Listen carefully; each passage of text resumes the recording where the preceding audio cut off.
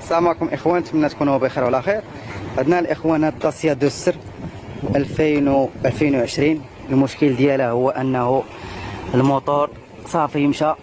انتما كتشوفوا الاخوان الموتور ما كاينش هنايا، كلشي تحيد هنايا، الشاك ما تيتصلات، كلشي تحيد الاخوان.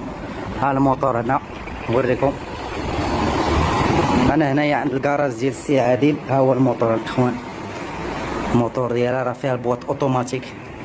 دابا الاشكال هذاك علاش غادي ندير هذا الفيديو الاخوان، يكون كنصيحه وفيديو توعويه الاخوان باش تردوا البال. هاد السيده الاخوان كان غادي في الطريق في لوطوروت وشعلات ليه ستوب وما ردش البال، شعلات ليه ستوب وما عرفش، يبقى غادي وهي صافي توقفت الطوموبيل.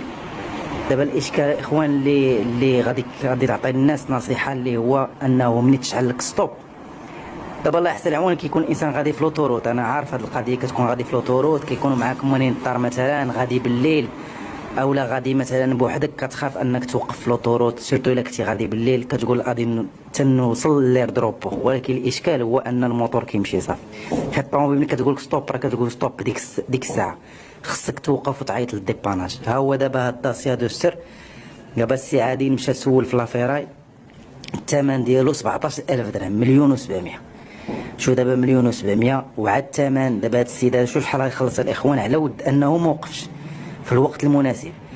دابا ها هو 1,700,000 زائد اليد ديال المعلم اللي غادي يركب، زائد شوف شحال من حاجه اللي كانت مسدوده اوريجينال تحلات، البولونات كيكونوا مسدودين اللي كيتعاودوا يتحلوا، ما كترجعش عاوتاني الطوموبيل كما كتكون. فشوف شحال بزاف ديال الحوايج. فالاخوان هذا كتنبيه دائما انكم تشوفوا العلامه ديال ستوب شعلات صافي توقفوا.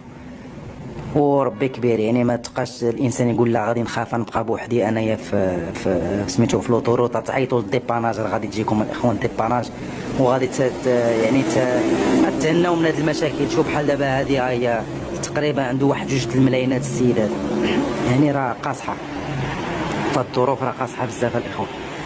المهم هو دابا هذا هو تلاح، دابا هذا الموتور خصو موتور اخر. يلا تبارك الله عليكم.